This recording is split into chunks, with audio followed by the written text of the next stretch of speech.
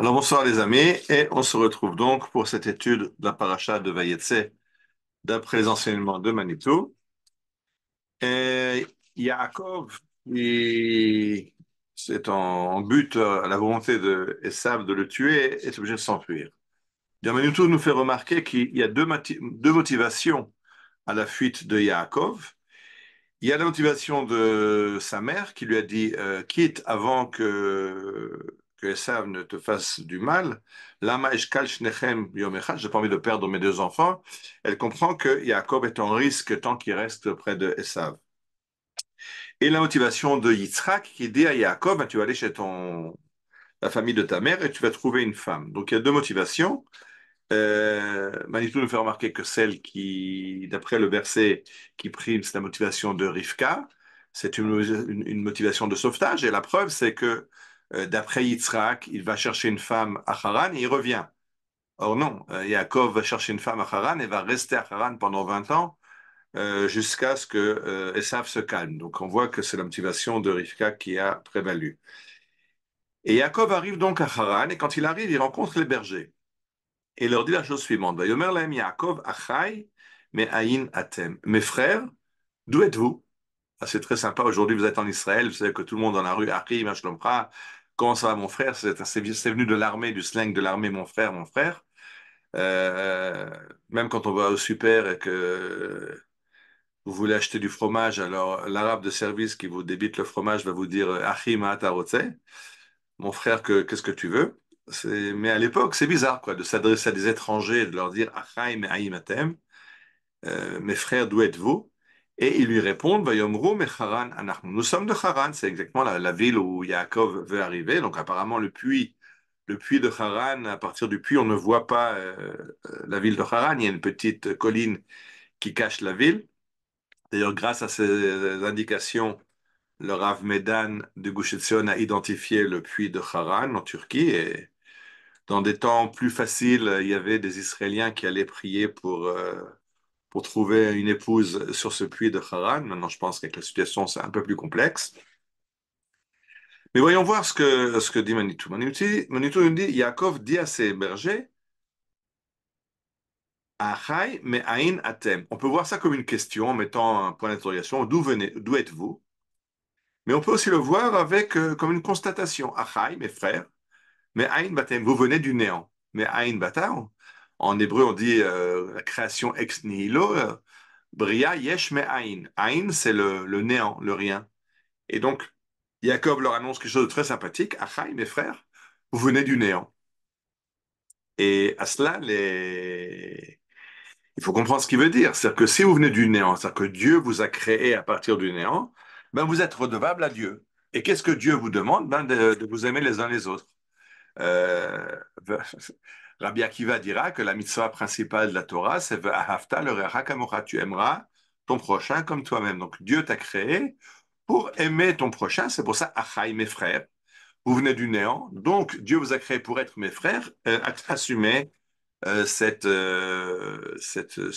but pour lequel Dieu vous a créé et vivez en harmonie avec les autres hommes.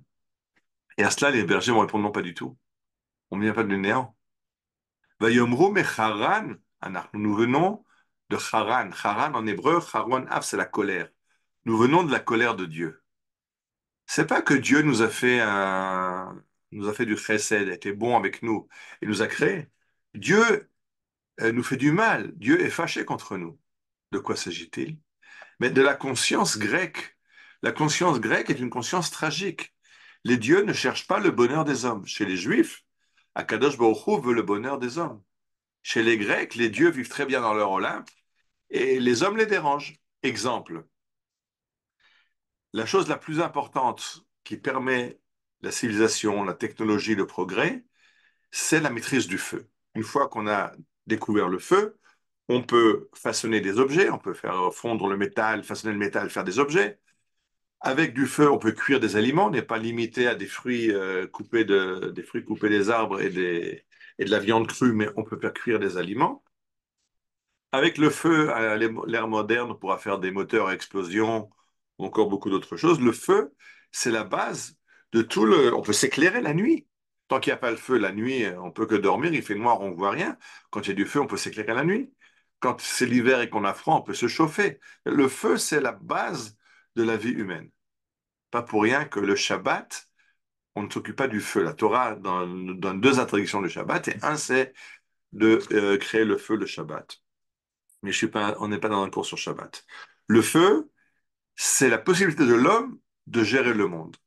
Et chez les Grecs, les dieux le gardent jalousement chez eux. Il va falloir qu'arrive Prométhée pour voler le feu aux dieux et pour l'amener aux humains. Et Prométhée sera jugé et condamné, damné pour l'éternité, pour avoir volé le feu qui appartenait aux dieux et l'avoir donné aux hommes. La Torah voit juste le contraire. Vous savez que quand on finit le Shabbat, on fait, on raccompagne le Shabbat avec la Havdalah, comme on a accueilli le Shabbat avec le Kiddush vendredi soir, on raccompagne le Shabbat avec la Havdalah, Motzei Shabbat, la soupe du Shabbat, et là, on allume un feu. Pas un feu, on allume plusieurs, il faut une bougie avec plusieurs mèches, et quand les Chachamim demandent pourquoi cette bougie de la Havdalah, ils répondent parce que à la fin du Shabbat de la création, Dieu est allé chez Adam, il a dit, voilà, j'ai un cadeau à te faire. La semaine commence maintenant, voilà le feu, et je t'apprends à faire le feu. Et Dieu a amené deux silex et a dit à Adam, frotte-les ces silex, et l'étincelle a jailli. Et Dieu lui a dit, ben, c'est comme ça que tu feras du feu, et avec ça, tu pourras manger, tu pourras cuire tes aliments, tu pourras faire beaucoup de choses. Donc, la Torah voit un Dieu qui cherche le bonheur d'Adam. Et comme Adam et Ève ont besoin du feu, Dieu leur offre le feu. Alors que chez les Grecs, les dieux refusent le feu aux hommes, il faut que les hommes le volent, que Prométhée aille le voler. La différence entre un monde créé par un Dieu bon et un monde, comme disent les bergers, Mecharan Anachnu. On est venu de la colère de Dieu. Dieu ne cherche pas notre bonheur, au contraire, il nous met des écueils sur la route à chaque moment. Et, et revenons à ce que dit la Torah, que Dieu nous a créés pour amener la paix, le shalom et l'amour, la hava dans le monde. Alors, il y a eu une faute. Adam et Chava ont fauté, ils ont mangé du fruit défendu, ils ont été chassés du jardin d'Éden. Mais d'après la tradition juive, celui qui a réparé cette faute, c'est le roi David. Le roi David, parce que il est marqué que son fils Shlomo, Yeshev Shlomo Amelech al Kiseh Adonai le Melech. Shlomo s'est assis sur le trône de Dieu pour être roi. C'est-à-dire que le roi d'Israël, à partir de David, est sur le trône de Dieu. Il ramène la divinité de Dieu, la royauté de Dieu dans le monde. Ce que Adam et Chava avaient fait, avaient détruit en mangeant ce fruit. En mangeant ce fruit, ils ont dit, on fait ce que nous on veut nous-mêmes être des dieux, c'est ce que le serpent leur a proposé. Et donc, ils chassent Dieu du monde. Et David va réintégrer Dieu dans le monde, lui redonner sa place. Et c'est pour ça que le Mashiach, le Messie qu'attendent les Juifs, n'est pas David Améler. On n'attend pas David. David a déjà réalisé ce qu'il avait à faire. On attend un autre Messie qu'on appelle Ben David, le fils de David, qui lui va réaliser le stade suivant du Shalom Olami, de la paix universelle, de l'amour universel. Et ça, c'est un problème qu'a l'Église. L'Église voit un monde qui est encore dans le péché originel et dans le courroux de Dieu. Alors, il parle d'un bon Dieu, mais attention, il est fâché à cause de ce péché originel qui entache les hommes. Chez les Juifs, il n'y a plus ce péché. Il n'y a pas de péché originel d'abord, ça c'est un autre problème. Mais même ce péché d'avoir mangé ce fruit défendu, d'après ce très beau midrash qui dit que le fruit était une pomme, alors le jour anniversaire où on a mangé de ce fruit et fait cette bêtise, c'était le jour de Rosh Hashanah, c'est la création de l'homme. Ben, ce jour-là, qu'est-ce qu'on fait chez nous? Ben, on prend une pomme, on la trempe dans le miel et on la mange. Pour dire, voilà, c'est pas du tout une faute qui nous accompagne et qui nous pourrit la vie, mais cette pomme, on la met dans du miel et on la mange pour adoucir l'année qui vient. Ça, c'est une vision juive d'un monde de bracha. La suite de cet enseignement de Manitou, c'est que dans le monde entier, on se salue, on se souhaite la bonne journée, hello, bonjour, guten tag. Chez les juifs, on dit shalom, on se souhaite la paix. C'est quelque chose d'assez incroyable parce que c'est vrai que dans le monde dans lequel on vit, la paix n'a pas encore été réalisée. On peut voir ce qui se passe en Israël aujourd'hui avec la guerre dans laquelle on est depuis maintenant un peu plus d'un an.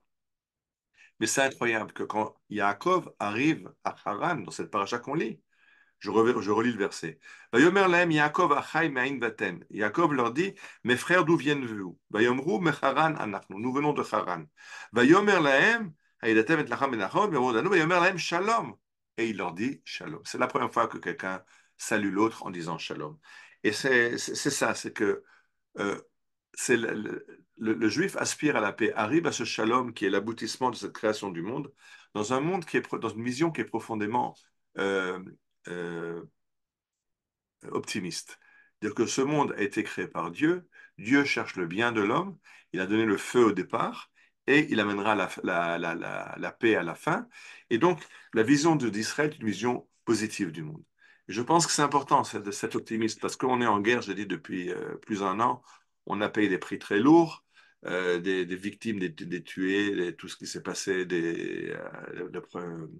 les sévices du premier jour de l'attaque à Simchat Torah. On a encore des otages. On a encore 100 000 personnes dans le nord qui ne sont pas rentrées chez eux à la maison. Euh, on n'a pas fini encore. On est dans un gros problème. Mais il faut se rappeler qu'on est dans un monde de bracha. L'économie d'Israël ne s'est pas écroulée. La guerre civile qu'on nous avait pronostiquée n'a pas éclaté. Alors il faut comprendre qu'avec toutes les difficultés, il faut rester très optimiste. Et c'est cet enseignement, je pense, de Manitou qui nous donne cette semaine que si les nations peuvent comprendre, mais Haran, on est devenu de la colère de Dieu, Yaakov lui dit, non, non, on vient de la création de Dieu, et c'est pour ça que je vous souhaite le shalom. Shabbat shalom et Bezrat Hashem à la semaine prochaine.